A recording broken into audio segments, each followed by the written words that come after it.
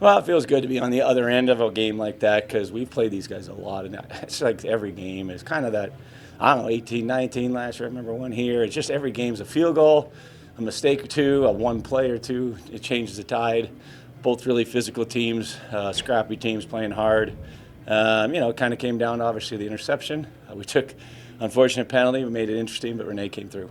What does it do for your team to come out on the winning side of one of these close games, especially over? It's early. I mean, it certainly helps, Tash. I mean, it does. It's a mindset that if you're going to put all that energy into it and you're going to give it everything you got, and you play pretty good, you need to be rewarded sometimes. We earned it. We earned the win, I think, but you need to be rewarded, and you need to feel like if I'm going to lay my body on the line and put that out there, I'd like to at least at the end of the day come out with a win. And I thought we were the better team, even though it was back and forth.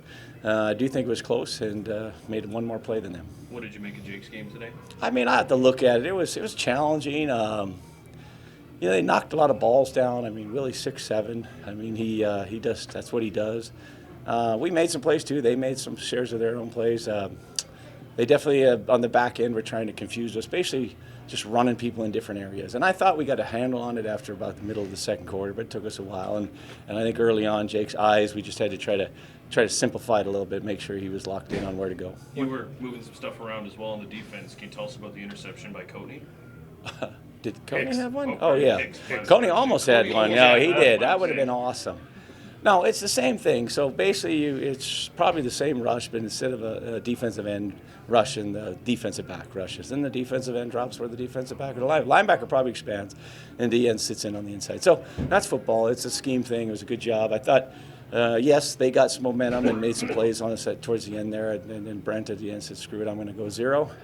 One-on-one football, and DeMario made the play for us. So that's what it comes down to a lot in, is one-on-one football. What did you make as Hicks started rumbling towards the other side? I saw the ball on the ground is what I saw. Yeah. I mean, I wasn't too worried. To me, every time I talk ball security, you're talking to the whole team. And I mean, we preach it and do all the stuff just like everyone else, but there's some good learning lessons in this game. That we played, like you said, very committed, very high energy. Coming off a bye, we should. Just a lot of other things though, probably to clean up and get better at. What does this mean to beat Winnipeg, a team that's been a bit of a bugaboo for you guys? Well, as I said to start, it just feels good to be on the other end of one of these because we've been in some really big bars. I mean, I'm sure they're looking at the film, man, this play or that play, we win the game. And that's how we felt for many games against them. We play them again in a couple of weeks at their place, so we'll have to get right back at it. But enjoy the win, come back in, work hard tomorrow, understand what we did well, what we didn't do well, try to get your bodies right for Montreal. Just a thought on Markin and finally finished the game and got the good touchdown for you. Oh, okay, yeah. No, he played well. That was a hard catch, by the way, because the sun was right in his eyes. I didn't even think about it when I called the play. I thought he played well. I thought he was physical and a lot of looks. I didn't think we looked like we didn't really have a chance to go down the field today. It just didn't feel like, first off, the wind was causing havoc on deep throws. It's weird. Throwing the ball with the wind might have been tougher than against the wind. And so it was just one of those where you had to kind of just throw the ball consistently on your receivers and see if you could yak it up, and both teams kind of did that. Cody Grace, 3 rouges today, unusual stat line for him. Were some of those more intentional than others? I can't imagine. Not too many, no. So the last one, we kind of tried to throw it up in the air and see what happens, and I believe we had Brandon Dozier on side as well as someone on the other side. So that was certainly, and it's an Aussie punt, so that a lot of times those land and come backwards. You might have a chance to get it, but it didn't work out. Big kicks, good kicker. They did a good job of using their rules too and saying, hey, if the ball's going to go over your head or if you're tracking it backwards, good chance with that wind. It'll end up in the end zone. It wasn't a win that we couldn't play with, but it was a factor, a huge factor in the kicking game.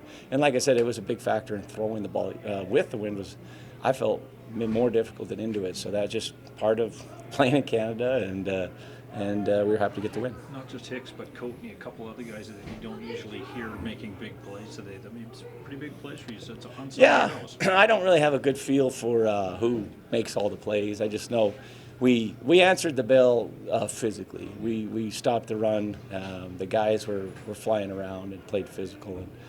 And defenses, to be honest, it's amazing how good you can be if no one worries about who gets the credit. And that's a motto that I think the best defenses have. Just let's play together, play as a unit, and let's all play 12 hard, or all 12 of us play hard. And guys made some plays. Chris Strebler plays the entire second half. He's very different than Zach. Does that change how you guys are attacking the Bombers? Probably, but there was probably a plan in place if it was like one of those situational things. And then once he's in for the second half, to me, he's a quality quarterback still. There's no reason that he can't do everything lots of other starters do. In fact, he has consistently done that in the NFL too. So he is a hard runner though, and he's a physical player. It gives him that dimension. Listen, I'm a Zach Collaros fan though, and I want him to be better, and I have this, I just do. I just respect him, and I want him to be better, and I want him to hopefully play the next game. Another strong outing for Tommy Stevens. Do you ever think about maybe using him for like 2 or 3 yard runs on top of just? Well, the short ones? we'll take longer runs too if he can get through there. We ran one kind of not a gadget play. We just tried to get outside on him. It was close. We were close to getting out there, but he does some nice things. He's very committed. He enjoys it. Tommy wants to play every play as well. It's not like he's a quarterback out there that says just let me play 4 plays. But we have a plan, we have a system, and we also have a good room. I think our quarterback room is solid, and I think all 4 guys can play in this league. So that was good for him to have success. And Cam Eccles had a non-contact injury. Anything? I don't know what he had, but he was playing good in the second half. I actually, he can tell you, I challenged him at halftime to give me more, and he did. And it's cool when that happens because are you a bit of an a-hole potentially? You're challenging him. Hey, I need a little bit more, and he did. So I love that when guys step up and do that. It was unfortunate. I hope it's not serious. I don't know what it is. I don't think too serious, but been wrong before.